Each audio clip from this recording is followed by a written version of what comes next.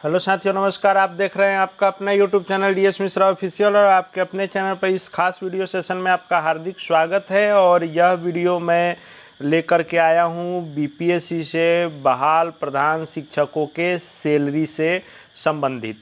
बहुत सारे प्रधान शिक्षक साथियों का यह डिमांड था कि सैलरी पर एक वीडियो बनाइए, तो यह मैं सैलरी से ही पूर्णतः संबंधित वीडियो लेकर के आया हूं कि जो बीपीएससी से हेड टीचर बहाल हुए हैं उनकी सैलरी क्या होगी। यानी जब तक अभी सैलरी बढ़ी नहीं है, मूल वेतन बढ़ा नहीं है, जिस पर अलग अलग तरह की चर्चाएं चल रही हैं, लेकिन फिलहाल जब तक सैलरी में किसी प्रकार की बढ़ोतरी की घोषणा नहीं हुई है तब तक जो विज्ञापन के अनुसार बेसिक पे 30,500 निर्धारित था, इस 30,500 बेसिक पे पर हम लोग देखने वाले हैं कि एचआरए जैसे मान लीजिए कि 5% है, फिर कुछ लोगों का 7.5% है, फिर कुछ लोगों का 10% भी है और पटना में जो होंगे उनका 20% भी है।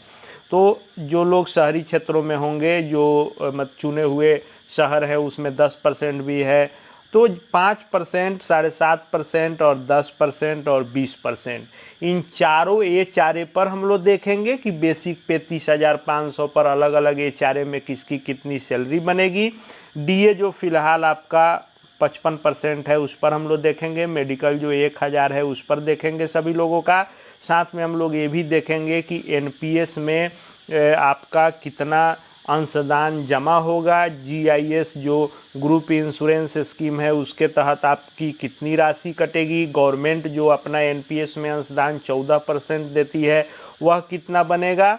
और इस तरह से टोटल एनपीएस में हर महीने अभी कितना जमा होगा और ओवरऑल देखा जाएगा तो आपको जो इन हैंड सैलरी मिलेगी वह कितनी होगी। और इन हैंड के अलावा जो आपके ही हिस्से की राशि जो कटेगी और सरकार देगी, ये सब मिलाकर के ओवरऑल आपका कितना सैलरी होगा, इन सब पर बात करने वाला हूं। तो वीडियो महत्वपूर्ण होने जा रहा है, अंत तक मेरे साथ बने रहेंगे।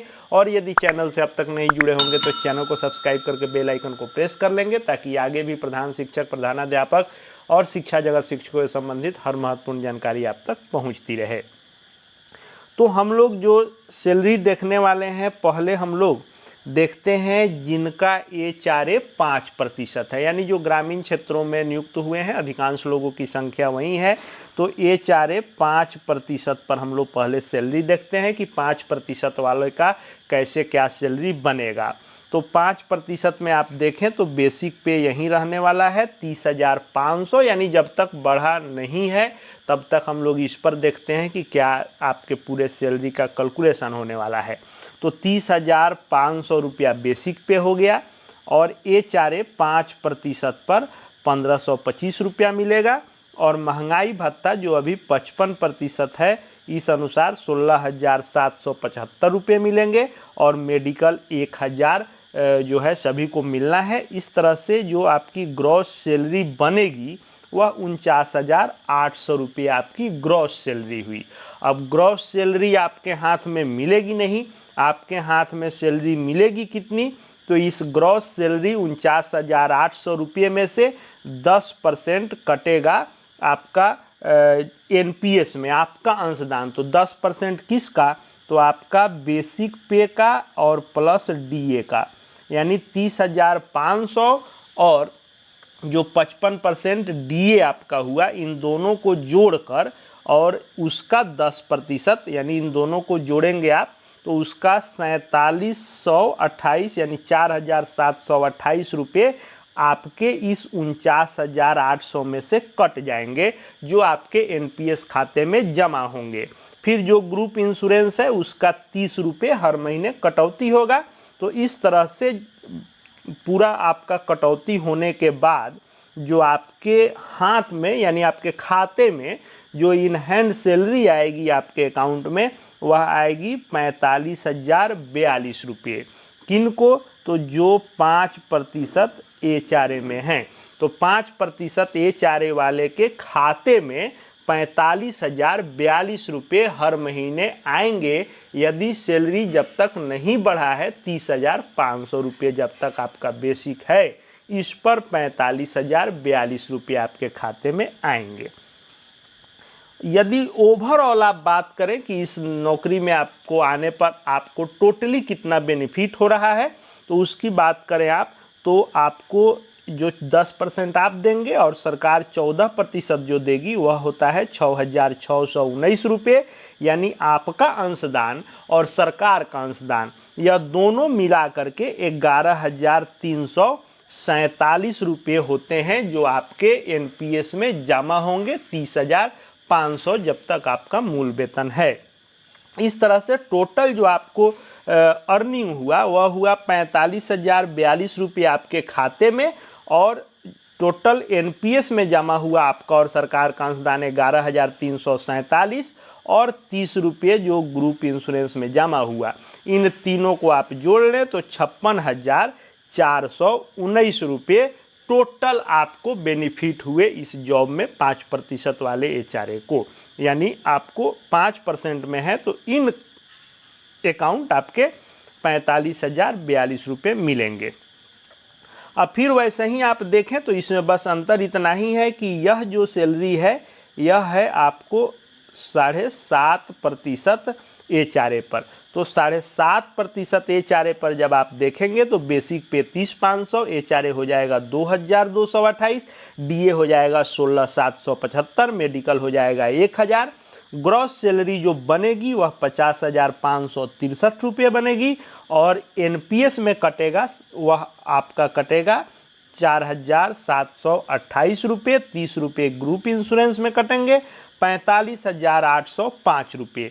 तो 45,805 रुपये किनके खाते में आएंगे, तो जिनका एचआरए 7.5% है, इन होम रेंट जो 7.5% में आएंगे उनके खाते में 45,805 रुपये आएंगे। और टोटल इनका बात कर लें तो सरकार का अंशदान 6,619 रुपया, टोटल 11,347 रुपया प्लस 30 रुपया, इन तीनों को आप जोड़ दें तो टोटल जो आपका इसमें बेनिफिट हुआ वह हुआ 57,182 रुपये। हर का अलग अलग बाद में मैं छोटा कर दूंगा, आप स्क्रीनशॉट भी ले सकेंगे आपका जिस एचआरए में होगा कि आपको कितना यह कैलकुलेशन बनेगा, बाद में मैं वह भी आपको दे दूंगा। अब आइए, ये मैंने बनाया है 10% एचआरए पर, बेसिक पे वहीं रहेगा, बस एचआरए आपका बढ़ेगा। ये हो गया जो लोग 10% एचआरए में आते हैं उनका कैलकुलेशन हो गया। डीए आपका वहीं 16,775, मेडिकल 1,000। इस तरह से ग्रॉस सैलरी बनेगी 51,325 रुपये, और आपका एनपीएस में अंशदान आपका कटेगा 4,728, ग्रुप इंश्योरेंस 30 रुपया। इस तरह से 46,567 रुपया आपके अकाउंट में हर महीने आएंगे, और इसमें 14% सरकार 6,619, टोटल 11,347, और ओवरऑल बात करें तो ओवरऑल 10% एचआरए वाले का आपको 57,944 रुपये हर महीने आपको बेनिफिट होंगे। अब एक और हम लोग देख लेते हैं, जो पटना नगर निगम क्षेत्र में होंगे उनका 20% एचआरए जिनका होगा। तो यदि 20% में जो लोग आते होंगे, बेसिक पे 30,500, एचआरए 6100 रुपया हो जाएगा, डीए 16,775, मेडिकल 1,000, ग्रॉस सैलरी बनेगी 54,375 रुपये। लेकिन ये 20% जिनको मिलना होगा उन्हीं को ये इतनी राशि मिलेगी।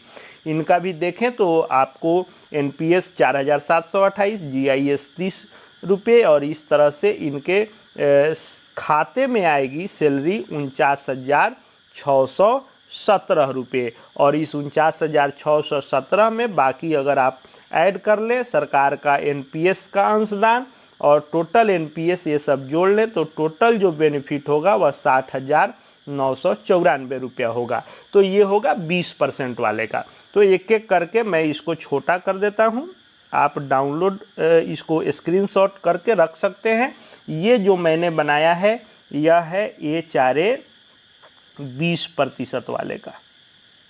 तो यदि आप एचआरए 20% में आते हैं तो आप इसका स्क्रीनशॉट ले लें, यहीं आपके टोटल सैलरी का कैलकुलेशन है।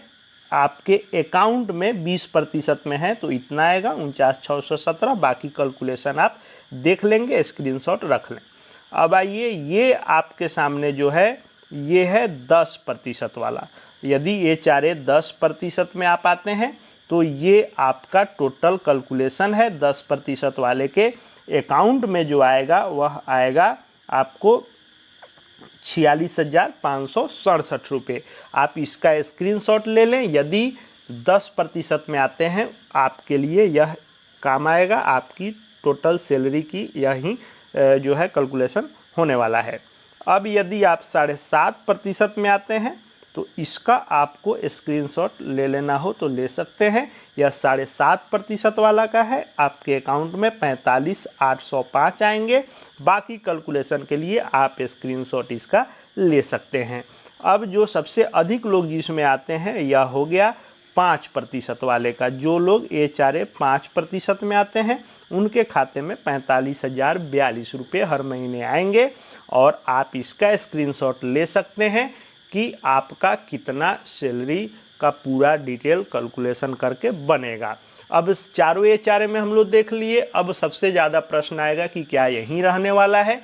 तो अभी तक जब तक विभाग घोषणा नहीं करता है, सरकार आपके मूल वेतन में बढ़ोतरी नहीं करती है, तब तक इसी कैलकुलेशन को हम लोगों को मान करके चलना है। सरकार यदि मूल वेतन में बढ़ोतरी करती है, जिसकी संभावना है, लेकिन अभी जब तक ऑफिशियली कुछ नहीं हो जाता है उसको आप एग्जैक्ट नहीं मान सकते हैं। तो इसके लिए आवाज़ उठाने की आवश्यकता है, क्योंकि यह 2022 का मूल वेतन तय किया हुआ है जो 2025 में बहाली हुई है। तो निश्चित रूप से मूल वेतन में बढ़ोतरी होनी चाहिए, नहीं तो वेतन विसंगति का भी मामला इसमें बनने वाला है। इन सब चीज़ों पर अलग से हम लोग बात करेंगे।